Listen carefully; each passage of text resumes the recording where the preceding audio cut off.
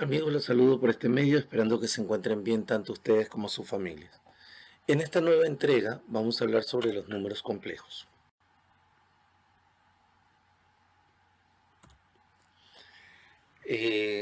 Ahora no voy a poner ni objetivo ni la frase célebre, la frase inspiradora, porque es una diapositiva, es un PPT muy largo, y por eso voy a omitir en este caso para que no se haga tan largo el video, ¿no? Antes de ver los números complejos, nosotros vamos a ver primero la clasificación de los números, hasta llegar a los números complejos. Entonces, los primeros números que nosotros empezamos estudiando son los números naturales, es decir, los n. El conjunto de los números naturales está formado por los números que utilizamos para contar: el 1, el 2, el 3, el 4, el 5, el 6. Note que traté de no utilizar los números enteros, porque esa sería la segunda clasificación, ¿no? ¿De dónde viene el nombre de números naturales? De estos números nacieron porque teníamos que contar lo que la naturaleza nos daba.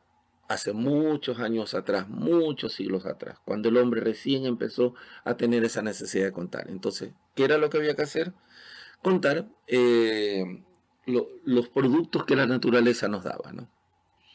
Lo segundo, los números enteros. El conjunto de los números enteros está formado por el número 0, los números naturales y los números con signo negativo. ¿De dónde sale esta necesidad de cambiar de los números naturales a los números enteros? Recuerde que llega un momento determinado en que se contaba, pero también se tuvo que contar en sentido contrario. Entonces, ya no tenía 6 manzanas, sino que ahora tengo 5, ahora tengo 4, ahora tengo 3, ahora tengo 2, ahora tengo 1. Y el problema es de que cuando llegamos al número 0 ya no había un número que contar, no teníamos ese número. Entonces se tuvo que aumentar el 0. Y de ahí, en algún momento, pues, oye, préstame algo, entonces ya me debes 1, ya me debes 2, ya me debes 3. Y así fue el por qué nació este nuevo conjunto de los números enteros. Los números racionales, la tercera. El conjunto de los números racionales está formado por los números que se pueden escribir como una fracción, cuyo numerador y denominador son los números enteros. Es decir, son los números cuya forma son m dividido para n, m partido en n, como usted lo quiera poner, ¿no? ¿Por qué se llaman números racionales? Una de las teorías dice que se lo debe a los militares, ¿no? Cuando los militares iban a la guerra, pues empezaron con la comida y había que, por ejemplo, van 2 días a la guerra y había que darles a los militares que iban a la guerra, a estos militares que iban a la guerra, había que darles desayuno, almuerzo y merienda. Por 2 días, 6. Entonces, ¿qué era? El desayuno era la primera de 6 comidas. La merienda del almuerzo del primer día era la segunda de 6 comidas. La merienda, la tercera de 6 comidas. Al siguiente día, el desayuno, la cuarta de 6. El almuerzo, la 5 de 6. Y la merienda, 6 de 6. Esa es una de las teorías muy popular, o es la que yo más he escuchado alguna otra, pero es la que más me gusta a mí, porque tiene su lógica, ¿no? Ahora, recuerde que los números racionales dicen que son los que se pueden escribir como fracción. Usted me va a decir, por ejemplo, el pi sobre 1 es una fracción. Entonces sería número racional. No, la idea de esto es de que estos números se los pueden escribir de muchas formas posibles y diferentes para que sean racionales. Por ejemplo, yo tengo el 5 medios, otra forma sería el 10 cuartos, otra forma sería el 15 sextos y así sucesivamente, ¿no? Los números decimales que sí son números racionales son los decimales exactos. Por ejemplo, el 2,31. Decimales periódicos puros, como el número 2,31, 31, 31. El 31 es el que se repite. Entonces, recuérdense que los números decimales periódicos puros también pueden ser escritos en forma de fracción. Y los decimales periódicos mixtos, como el número 2,3, 1, 1, 1 y punto suspensivo. ¿Cuál es el que se repite indefinidamente? El 1. Entonces, también puede ser escrito como un número racional. Los números irracionales. El conjunto de los números irracionales está formado por los números reales, que no son racionales. Es decir, aquellos que no pueden escribirse como una fracción de un entero y un natural, por ejemplo. Estos números tienen infinitos decimales y no son periódicos. Ejemplo, algunas raíces como las raíces de los números primos. Raíz cuadrada de 2, raíz cuadrada de 3, raíz cuadrada de 5, raíz cuadrada de 7, etcétera, etcétera. El número pi, 3,1415 y sigue. En Japón salió hace muchos años atrás, o hace unos par de años atrás, perdón, una noticia donde en Japón hay una universidad que tiene una computadora que está buscando si el número pi tiene en algún momento algo se repite, tiene una secuencia repetitiva. Iban hasta ese tiempo, me parece que la noticia salió en el 2018, más o menos, o sea que no era un par de años atrás, salió más o menos 2018, 2017, por ahí más o menos, 17, 18, 19. La noticia que en Japón una universidad tenía un supercomputador trabajando las 24 horas del día y hasta ese momento llevaba 2 millones de números registrados y no había secuencia. Y siguen buscando, por si acaso, ¿no? El número áureo, el número de Dios, el número de oro, como usted lo quiera conocer, sería igual a 1,61, 80, etcétera, etcétera, etcétera, ¿no? Ahí usted los ve, los números, ¿no? Los números reales. El conjunto de los números reales está formado por todos los números que hemos visto anteriormente, es decir, los racionales, los irracionales, los enteros y los naturales. Entonces, los números imaginarios. Un número imaginario se denota por BI, donde B es un número real y la I es la unidad imaginaria. Siendo la unidad imaginaria, ¿de dónde sale? De la raíz cuadrada de un número negativo. Ese número negativo lo reduzco a menos 1, ya lo veremos un poco más adelante, y nos va a quedar como raíz cuadrada de menos 1, y esa raíz cuadrada de menos 1 equivale a I, ¿no? Números complejos, lo que estábamos hablando. Un número complejo en forma binómica es A más BI. Esa es la forma binómica, de binomio, ¿no? De 2. El número A es la parte del número complejo, es la parte real del número complejo,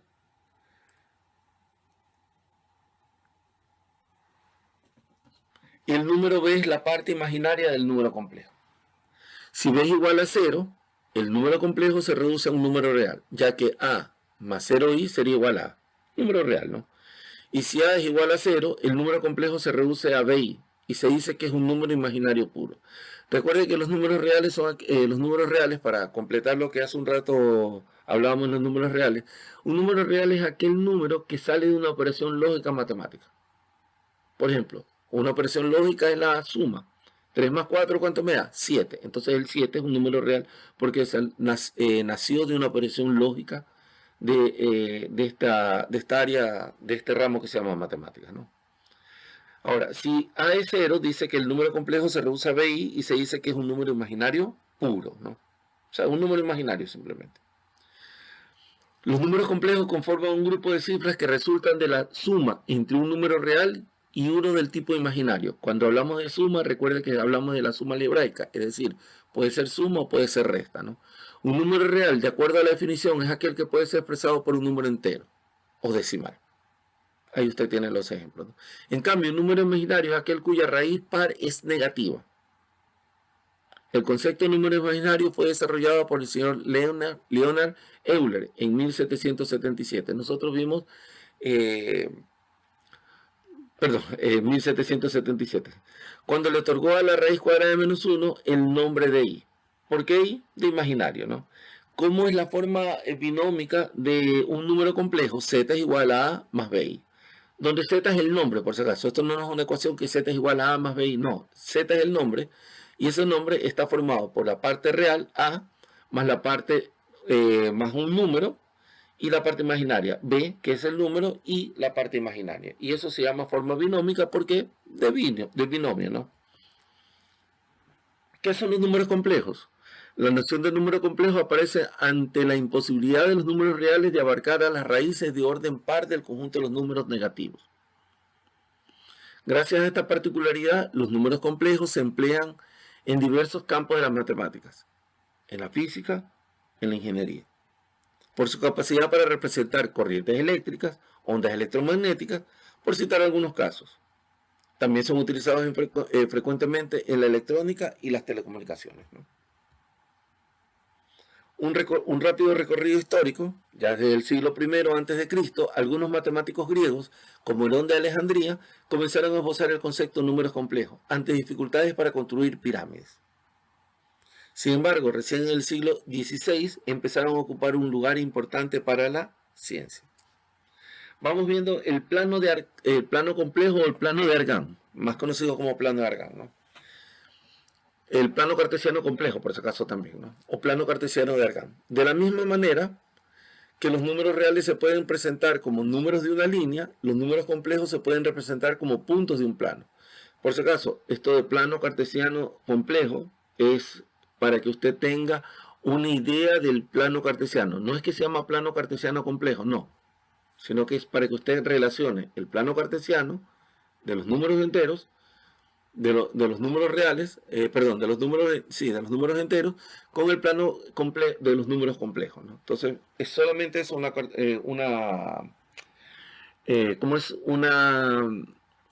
una sola relación, ¿no? Porque usted no va a encontrar en ninguna parte, usted va a decir, oh, se equivocó. No es que me equivoqué, lo que estoy tratando es de que usted relacione el plano cartesiano con el plano complejo o el plano de Argand, ¿no? De la misma manera que los números reales se pueden representar como puntos de una línea, los números complejos se pueden representar como puntos de un plano. El número complejo a más bi es aquel punto del plano con coordenada x, que es igual a la parte real a, y coordenada y igual a la parte imaginaria b. En 1806 el matemático francés Jean-Robert Argand representó gráficamente los números complejos como puntos del plano, por lo que es conocido como diagrama de Argand.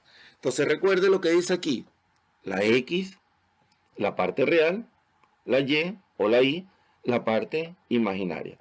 Entonces 3, 1, 2, 3, aquí está el 3 de la parte real y el 4 positivo de la parte imaginaria. ¿Es necesario poner i, 2i, 3i, 4i? No, no es necesario. Si usted lo quiere hacer, hágalo para recordar que la y es la parte imaginaria, pero no es necesario eso, ¿no? Vamos ahora con las operaciones con los números complejos. Las primeras dos operaciones que vamos a hacer son la suma y la resta de los números complejos. No tiene ninguna ciencia, es fácil, se suman o se restan como lo sabemos hacer. Es decir, profesor, usted me va a decir, pero si recién estamos viendo esto, ¿cómo es que usted me dice que lo sabemos hacer? Usted sabe, usted tiene una noción de cuándo sumar o cuándo restar. Solamente se suma o solamente se resta cuando tenemos cosas iguales. Es decir, si yo tengo lápices, solamente podré sumar lápices. No puedo sumar lápices y borradores. No lo puedo hacer. Entonces, es como usted puede sumar o restar la moneda de su país, pero no puede sumar o restar la moneda de su país con dólares, salvo que la moneda de su país sea el dólar, pues, ¿no? Pero recuerde, o sea, por ejemplo, si usted tiene pesos, usted tiene que utilizar los pesos, pero no puede utilizar una suma, por decir algo, tengo 100 pesos más 100 dólares, tengo 200 ¿qué? Peso dólar, dólar peso, no. Entonces tiene 100 pesos más 100 dólares. ¿Por qué? Porque las cosas diferentes no se pueden sumar ni restar. Aquí tengo, entonces, el Z1 me dice 5 más 3i. El Z2, 4 más 3i. O sea, aquí está, ¿no? Z1, 5 más 3i. El Z2, 4 más 3i. ¿Y qué me está pidiendo? Que sume. Ah, muy bien. Entonces yo sumo la parte entera. 5 más 4, 9. Y sumo la parte imaginaria. 3 más 3, 6i. Listo, ese es el resultado. Ahora me piden también que yo reste Z1 menos Z2. Recuerde que a Z2 se le tiene que cambiar el signo. Por ejemplo, si a mí me piden 5 a 5, réstele 3, yo digo 5 menos 3. Al 3 le cambié el signo.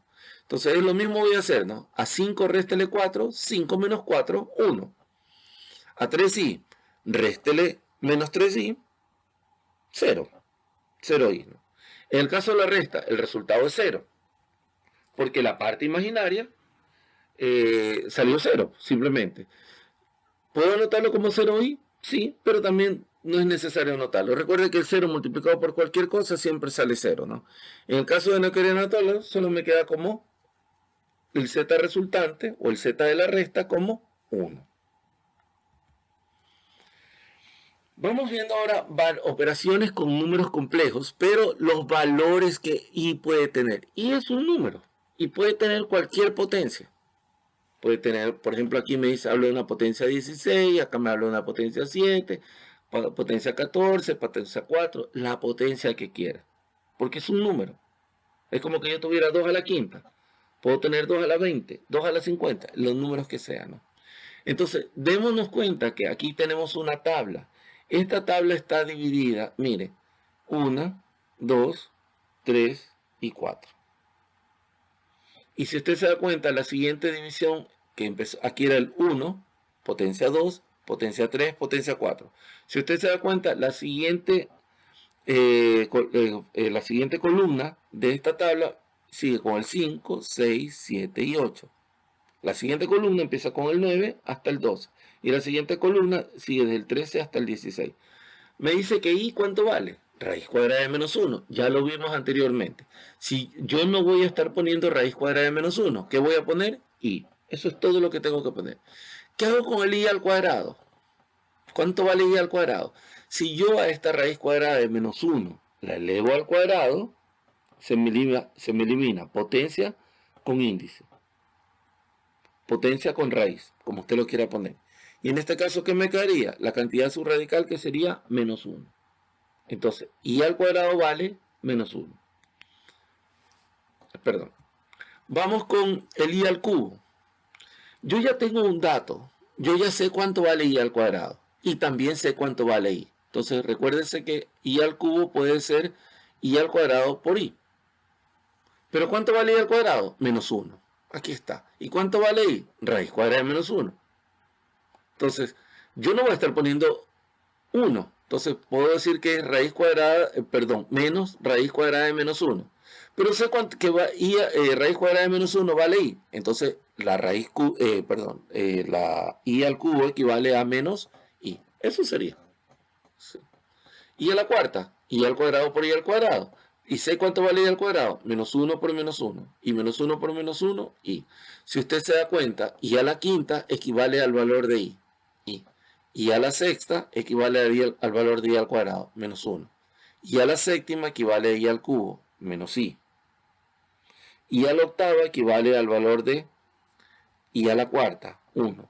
Y si usted se da cuenta, por ejemplo, si yo miro i a la décima, vale menos 1, que es el mismo valor de i a la sexta y que es el mismo valor de i al cuadrado. Por ejemplo, i a la 15. ¿Cuánto vale i a la 15? Menos i. Es el mismo valor de i a la 11, de i a la 7 y al cubo, que vale menos i. Por ejemplo, i a la 12 es el mismo valor de i a la octava, que vale 1. Es el mismo valor de i a la cuarta, que vale 1. Y el mismo valor de i a la 16, que vale 1. Si nos damos cuenta, en el cuadro los valores de i con potencia se repiten de 4 en 4. Esa es la idea, ¿no?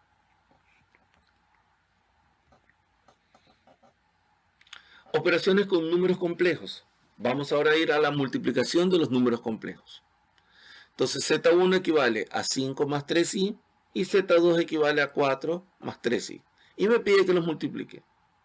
Por si acaso, ¿importa si el 3i se repitió tanto en el uno como en el otro? No. En la parte imaginaria no. Pudo haber sido positivo, pudo haber sido negativo, lo que sea. Yo voy a trabajar con números negativos, con números positivos por tiempo, ¿no? Se multiplican igual como si fueran un par de binomios, respetando la ley de los signos. Entonces yo tengo 5 más 3i que multiplica 4 más 3i. Entonces empiezo 5 por 4, ahí lo tenemos, y 5 por 3i, ahí lo tenemos. Más 3i por 4, ahí lo tenemos, más 3i al cuadrado. 3i elevado al cuadrado ambos. La multiplicación de 5 más 3i por 4 más 3i es igual. 5 por 4, 20. 5 por 3i, 15i. 3i por 4, 12i. Y 3i al cuadrado, 9i al cuadrado. Recuerde que la potencia influye tanto en el 3 como en la i, ¿no? Recuerde que el i es un número cualquiera, i al cuadrado. Entonces, ¿qué me queda aquí? La multiplicación de 5 más 3i por 4 más 3i es igual a 20 Pero aquí puedo sumar 15 más 12, 27i. ¿Por qué puedo sumar? Porque ambos tienen i, ¿no? Más 9i al cuadrado. Ahora recordemos por lo que vimos hace un rato, que i al cuadrado vale menos 1. Es decir, i al cuadrado es igual a menos 1. Entonces yo ya tengo que 20, hasta arriba, más 27i, más 9i al cuadrado. 20 más 27 y más 9, pero sé que i al cuadrado ¿cuánto vale? Menos 1. Entonces tengo 20 más 27i menos 9. ¿Puedo restar 20 menos 9? Sí, porque son solo números. 20 menos 9, 11 más 27i. Entonces, la z multiplicativa en este caso, o la respuesta de la multiplicación de z, de los z, de 1 y 2, sería igual a 11 más 27i. División de números complejos. Tenemos este ejercicio. Z1 es igual a 5 más 3i y Z2 es igual a 4 más 3i. Y me piden que divida Z1 dividido para Z2. Recuerde que es importante saber que lo que se va a dividir en este caso es Z1 para Z2. Recuerde que la suma y la multiplicación tienen la propiedad conmutativa. Es decir, no importa el orden de los sumandos o de los factores, el resultado tiene que ser el mismo. En cambio, en la resta o en la división, voy a hablar específicamente de la división, no da lo mismo dividir Z1 para Z2 que Z2 para Z1, ¿no? Entonces, ¿cuánto vale Z1? 5 más 3i. ¿Cuánto vale Z2? 4 más 3i. Este sub 1 y este sub 2 es simplemente para diferenciar a los números complejos. A esta fracción se la divide para el conjugado del denominador. Aquí quiero hacer una pequeña aclaración. Para el conjugado, muchas de las personas estamos acostumbrados a decir, esta fracción se la divide por. Si es división, no puede ser por. Si es división, es para.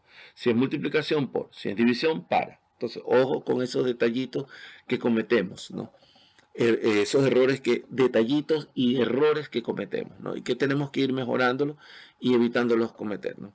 Entonces, ¿qué es el conjugado? El conjugado de un número complejo es el mismo complejo, pero cambiando el signo al número imaginario. Para nuestro caso, el número imaginario es positivo, pero se lo tiene que cambiar por A negativo, ¿no? Entonces ahí tengo, Z1 vale 5 más 3i, Z2 vale 4 más 3i. Los anoto y voy a multiplicar, o en pocas palabras, voy a amplificar esta fracción por el conjugado del denominador. Recuerde que el conjugado del denominador, ¿qué es lo que me dice? Cambie el signo de la parte imaginaria. Aquí es positivo, lo cambio por negativo. Y si fuera negativo, lo cambio por positivo, ¿no? Y empiezo la multiplicación. Entonces arriba me queda 5 por 4, 20. 5 por menos 3i, menos 15i. 3i por 4, 12i. Y 3i menos 3i me quedaría menos 9i al cuadrado. Y abajo me dice 4 por 4, 16 y 3 por 3, 9i al cuadrado con signo negativo. Voy a hablar qué pasó en el denominador. Lo que pasó en el numerador ya no lo voy a volver a repetir porque si usted no me entendió, revise la parte un poquito, creo que es la lámina anterior, donde le digo cómo se multiplica, ¿no? Vamos a ver qué pasó en el denominador. Recuerde que en el denominador tiene la multiplicación de la suma de un binomio, 4 más 3i, un binomio, por la resta de un binomio, 4 menos 3i. ¿Siempre va a ser así? Sí, siempre va a ser así. Porque recuerde que tenemos que al denominador lo tenemos que multiplicar por su conjugado, ¿no? Y su resultado es el primero al cuadrado, 4 al cuadrado, 16, menos el segundo al cuadrado. El segundo al cuadrado sería menos 3i elevado al cuadrado, que sería 9i al cuadrado, ¿no? Recordemos que i al cuadrado, ¿cuánto vale? Menos 1. Y yo ya tengo 20 más 15i más 12i menos 9i al cuadrado. Y abajo 16 menos 9i. Donde vea i al cuadrado lo voy a reemplazar por menos 1. Entonces 20. Aquí tengo, perdón, vamos a hacer la primera operación. Menos 15i más 12i menos 3i, ¿no? Recuerden que aquí manda el signo del número mayor en la resta. Entonces el 15 es el mayor, por lo tanto va con signo negativo. Y menos 9i al cuadrado. Recuerda que i al cuadrado vale menos 1 y recuerda que el i al cuadrado vale menos 1. Entonces, ¿qué me queda? 20 menos 3i menos 9 que multiplica menos 1. Y abajo, ¿qué tengo? 16 menos 9. ¿Y cuánto vale i al cuadrado? Menos 1. Entonces tengo 20 menos 3i y menos con menos da más 9. Y abajo tengo menos con menos da más 9 también. ¿Qué tengo ahora? 20 más 9 sumo 29 y menos 3i. Y abajo 16 más 9, 25. Entonces, la respuesta de este z divisor, pongámoslo así, es 29 menos 3i dividido para 25. Veamos lo que es el módulo de un número complejo. Si queremos calcular la longitud de z del vector que representa z, entonces se usa el teorema de Pitágoras. Por ejemplo, yo tengo este número complejo, z1 es igual a a más bi, y le voy a calcular el módulo. Estas barritas que están aquí son los módulos. Entonces, el módulo de z1 es igual a raíz cuadrada de la parte real al cuadrado más b, o sea, la parte imaginaria elevado al cuadrado. Note que aquí la i no ingresa, por lo tanto no tengo por qué estar poniéndola. Es decir, el módulo, la longitud del número complejo es igual a la raíz cuadrada de la parte real más la parte imaginaria. La parte imaginaria de z es el valor numérico que acompaña a la unidad imaginaria. No es la parte imaginaria, solamente el valor numérico, dice. Como el módulo representa una longitud, este valor siempre será positivo, o lo máximo que podría ser es 0, o lo mínimo que podría ser es 0, ¿no? Y si es 0, significa que no se movió para nada. Veamos un ejercicio. Tengo el módulo, calcula el módulo de z1, que es igual a 5 menos 3i. Entonces, ¿qué me dice? El módulo de z1 es igual a ¿qué?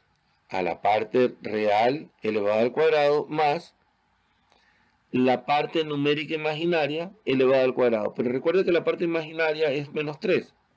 Puse el más porque la fórmula me dice más, pero es menos 3.